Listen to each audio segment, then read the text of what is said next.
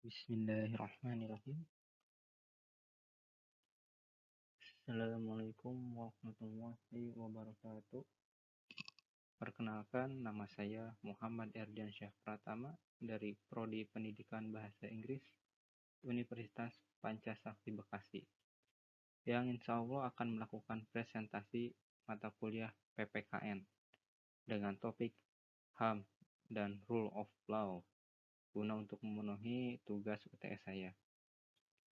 Sebelumnya saya panjatkan puji dan syukur kepada Allah Subhanahu wa Ta'ala yang telah memberikan rahmat serta karunia-Nya terhadap kita semua.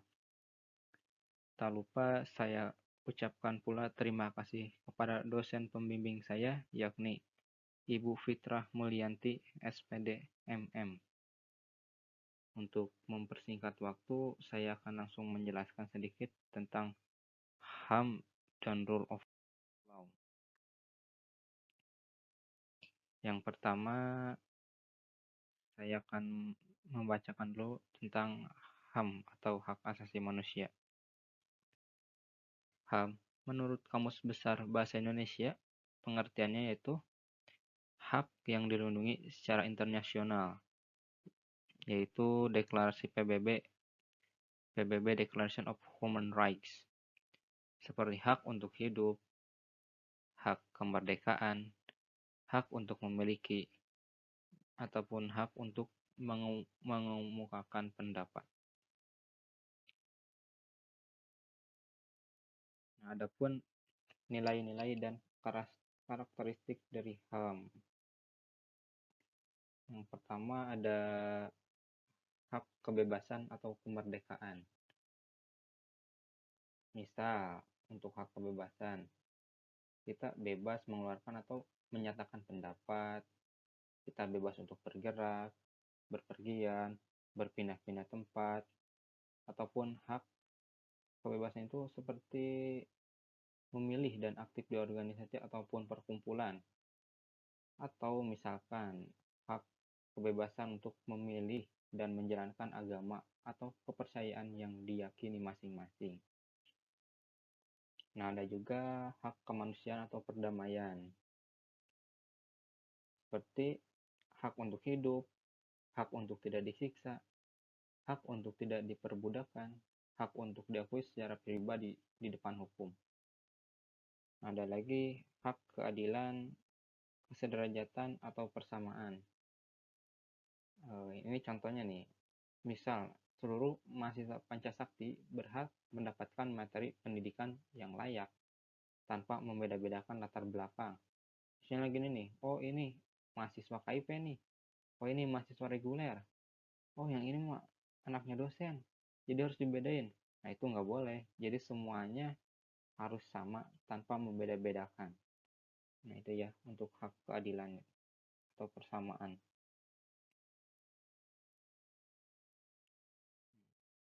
Lanjut, pengertian HAM menurut para ahli sebagai berikut.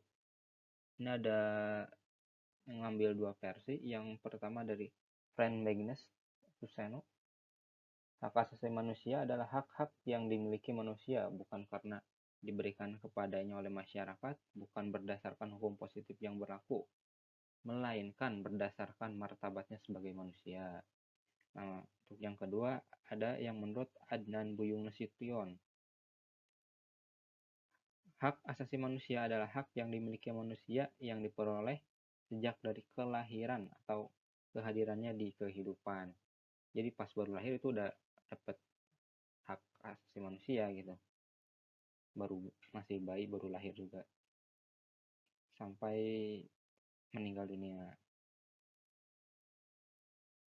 Nah, adapun macam-macam hak menurut PNH Simanjuntak. Ada hak asasi pribadi, hak asasi ekonomi, hak asasi untuk mendapatkan pengayoman, hak asasi politik, hak asasi sosial dan budaya, dan hak perlakuan tata cara peradilan dan perlindungan hukum. Nah, untuk contoh-contoh pelanggaran HAM, ada beberapa nih ya yang diambil.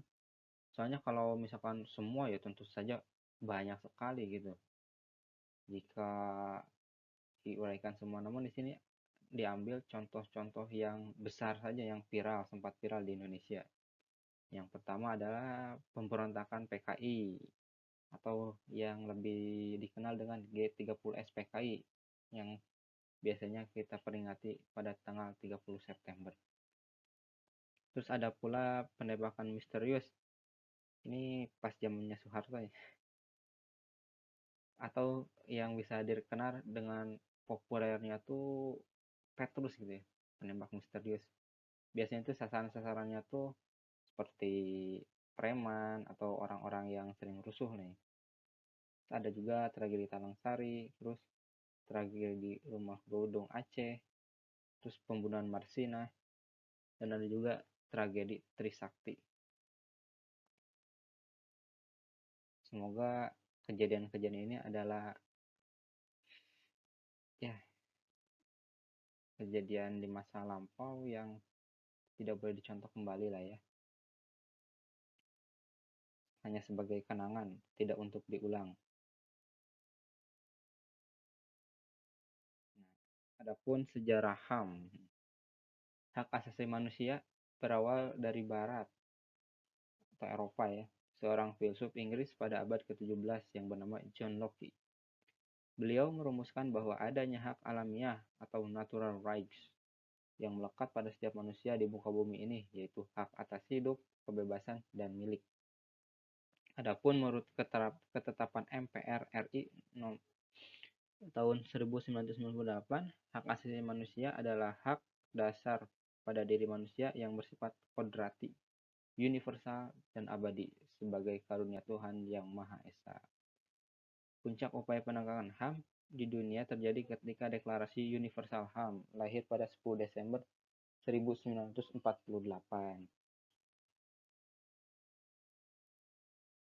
Nah, sekarang ini rule of law.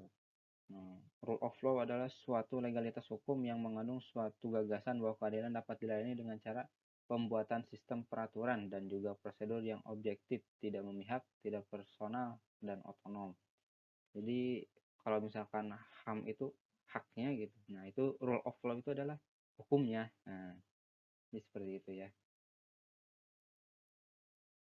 Nah, adapun pengertian mengenai rule of law menurut para ahli ada dari Friedman dan Subakti. Nah, saya akan membacakan yang dari Subakti aja ya. Rule of law itu sebagai kekuasaan hukum, supremasi hukum, sebagai lawan dari kekuasaan perorangan atau golongan. Adapun prinsip-prinsip rule of law secara formal, rule of law tercantum pada Undang-Undang Dasar 1945 dan juga pasal-pasal Undang-Undang Dasar Negara Republik Indonesia 1945. Poin utama dari rule of law ialah jaminan adanya suatu keadilan bagi masyarakat, khususnya pada keadilan sosial. Beberapa pasal dan ayat tentang prinsip-prinsip rule of law sebagai berikut. Negara Indonesia adalah negara hukum. Segala warga negara bersamaan kedudukannya di dalam hukum dan pemerintahan dan wajib menjunjung hukum serta pemerintahan itu tanpa kecuali. Lalu setiap orang berhak atas jaminan, perlindungan, pengakuan, serta imbalan dan perlakuan yang adil dan juga layak dalam hubungan kerja. Jadi kesimpulannya, penegakan rule of law dan HAM di Indonesia mencakup bidang yang luas, yaitu mencakup bidang hukum, politik, ekonomi, sosial, kebudayaan pers, dan lain-lain. Berdasarkan kenyataan, ini maka pantaslah kita bangsa Indonesia merenungkan kembali hakikat dari tujuan pembentukan negara Republik Indonesia yang terkandung di pembukaan Undang-Undang Dasar 1945 yang tidak lain daripada mencakup keadilan sosial bagi seluruh rakyat Indonesia. Dalam proses pencapaian keadilan sosial ini, peranan hukum atau rule of law dan HAM dan seluruh perangkatnya adalah mutlak. Mungkin sekian aja. Terima kasih presentasi dari saya. Kurang lebihnya mohon dimaafkan. Assalamualaikum warahmatullahi wabarakatuh.